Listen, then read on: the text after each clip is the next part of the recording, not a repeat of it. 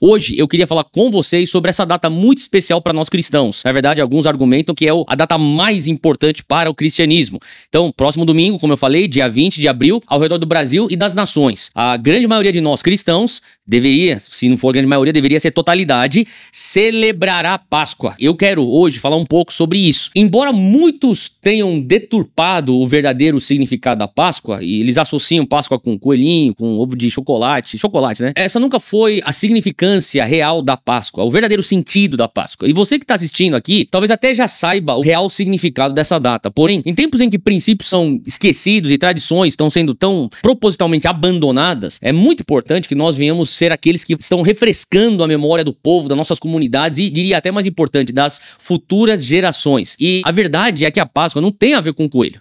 Obviamente, você sabe disso, ou pelo menos eu espero. A Páscoa tem a ver não com coelho, tem a ver com um cordeiro.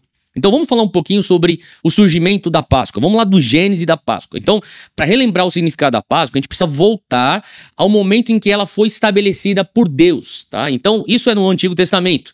E eu fico muito feliz porque na nossa igreja eu cresci, minha mãe, pastora Sara, fundadora da Zion, fazia questão que toda Páscoa nós viéssemos celebrar Antigo Testamento e Novo Testamento. E até hoje a gente mantém essa tradição. Quando a gente olha, a primeira vez que a Páscoa foi celebrada, tá lá em Êxodo capítulo 12. Quando o povo de Israel ainda era escravo no Egito, e nesse ponto Deus já havia levantado Moisés para libertar o povo, já tinham acontecido aí 9 das 10 pragas, o faraó permanecia irredutível, sem permitir com que Israel saísse do Egito, e então Deus envia a última praga, a 10ª praga, a qual ele passaria por todo o Egito matando os primogênitos que não tinham a marca do povo de Deus. Então, as instruções giravam em torno da morte de um cordeiro. E o cordeiro, então, deveria ser morto para cada casa. Um cordeiro para cada casa, para cada família. Então, eles deveriam comer o cordeiro inteiro, juntamente com ervas amargas e também pão sem fermento, rúcula e pão asmo. E, além disso, as famílias deveriam pegar, então, daí o sangue do cordeiro e passar nos umbrais das portas. Essa que era a marca. E daí, quando o anjo da morte viesse sobre o Egito, ele passaria por cima dos lares hebreus que tinham essa marca e apenas atingiria então os egípcios. Olha que está escrito lá em Êxodo capítulo 12, versículo 11. Ao comerem, estejam prontos para sair, cinto no lugar, sandálias nos pés, cajado na mão, comam rapidamente, esta é a Páscoa do Senhor. Então, verdadeiro sentido da palavra Páscoa, que seria essa? Pessar.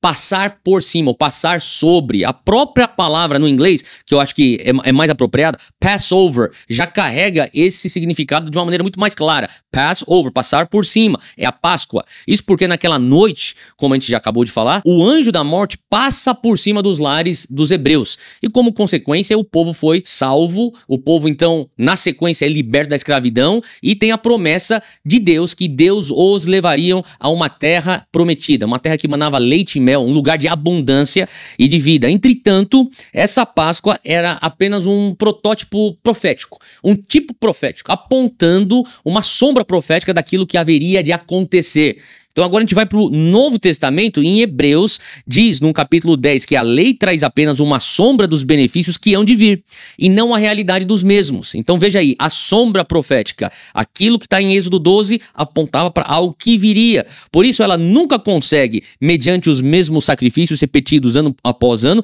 aperfeiçoar os que se aproximam para adorar. Então, a verdade aqui é que por mais que o povo tinha sido liberto da escravidão do Egito, aqui a gente acabou de ler em Hebreus, o povo ainda está escravo. A gente vê isso também em Romanos 6,17. Eles são escravos do pecado. Isso por causa do pecado original, o pecado de Adão, que fez com que todos nós herdássemos uma natureza corrompida e pecaminosa. E é por isso que a palavra de Deus diz que todos nós fomos destituídos da glória de Deus. E, consequentemente, a gente sofre as consequências do pecado, que é a morte. Romanos 6,23. O salário do pecado é a morte, mas o dom gratuito de Deus é a vida eterna em Cristo Jesus, nosso Senhor. É por isso que na velha aliança, animais eram sacrificados para fazer expiação pelo pecado do povo. Sempre que havia pecado, o salário era cobrado, então haveria a morte de um animal. Porém, o sangue de cordeiros, o sangue de bodes ou de outros animais que expiavam pelo povo ou estava no lugar do povo, funcionava como algo paliativo. Não resolvia o verdadeiro problema. Então, a gente chega na plenitude dos tempos, no Novo Testamento, aonde um sacrifício perfeito está disponível. Alguém que pudesse representar a humanidade pagar a dívida do pecado da humanidade, mas também ser poderoso o suficiente para quebrar o poder da morte e nos libertar da escravidão. Porém, de onde então viria essa tamanha salvação? Então, quem é que vai se encaixar nesses pré-requisitos? Somente uma pessoa. Jesus Cristo, o Cordeiro de Deus. Então, olha só, João 1,29. No dia seguinte, João, isso aqui é João Batista, viu Jesus aproximando-se e disse: vejam, é o Cordeiro de Deus que tira o pecado do mundo. Então, presta atenção aqui. Se na antiga aliança, no Velho Testamento, o povo de Israel foi liberto da morte e da escravidão do Egito por meio do sangue de um cordeiro animal, isso era apenas uma sombra profética do que ocorreria com o Cordeiro de Deus, que é Cristo. Então, ao entregar sua vida naquela cruz, Jesus, o sacrifício perfeito, toma o nosso lugar.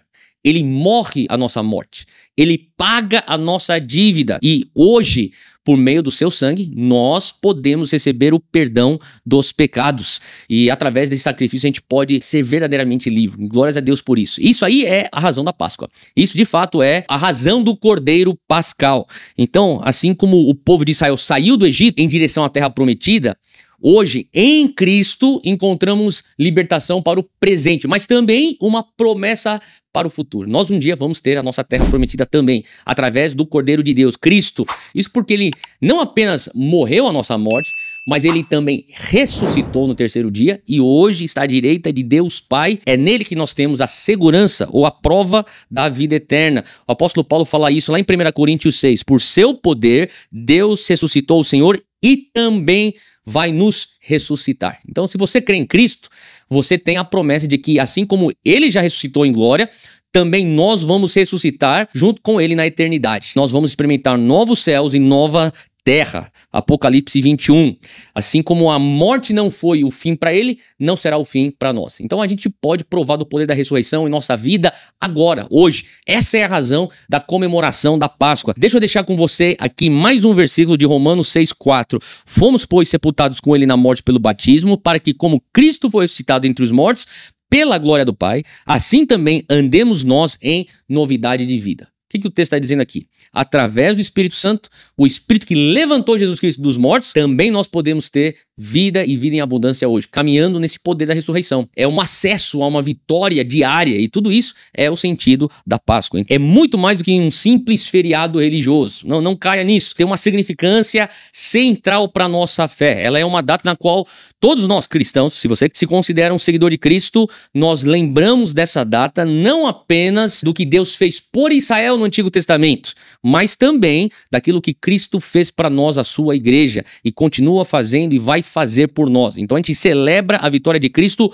sobre a morte, sobre o inferno, e essa vitória nos concede vida eterna com o nosso Senhor Jesus Cristo. É a minha oração, você que está me escutando, é que nessa Páscoa nós venhamos nos unir com nossas famílias, com nossas comunidades de fé, na tua igreja local, e celebre a vitória de Cristo sobre a morte. Afinal, é a Páscoa que gera em nós gratidão pelo passado, nos dá então essa alegria no presente e a esperança para o futuro. Lembra daquele versículo?